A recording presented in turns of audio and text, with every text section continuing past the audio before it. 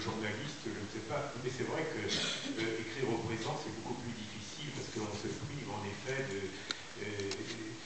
d'un temps qui est éminemment littéraire, qui est l'imparfait ou le passé simple, et ça donne en effet beaucoup plus de fluidité, de musique lorsqu'on écrit. Mais moi, en effet, pour répondre un peu à votre question, j'ai toujours essayé, j'ai toujours tenté d'écrire mes livres à la manière d'un roman policier. J'en lis moins maintenant, mais j'ai été vraiment un lecteur frénétique de romans policiers. Et justement, on part toujours dans mes livres, enfin, à la recherche d'une vérité cachée.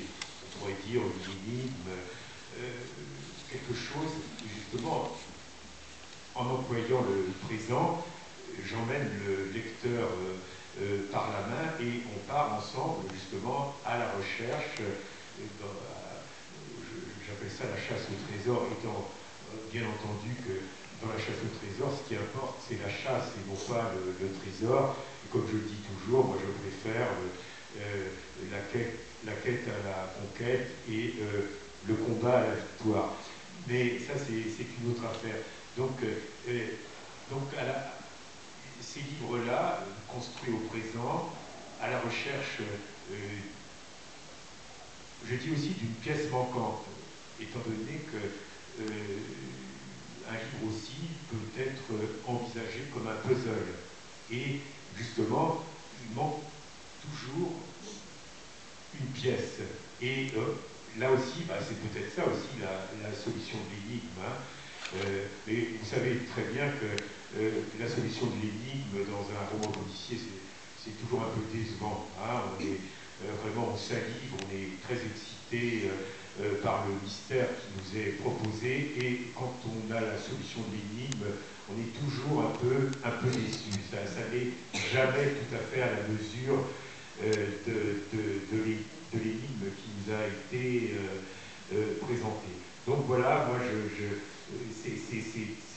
on est à la recherche de la pièce manquante. Dans mon dernier livre, Courlande, c'est la même chose.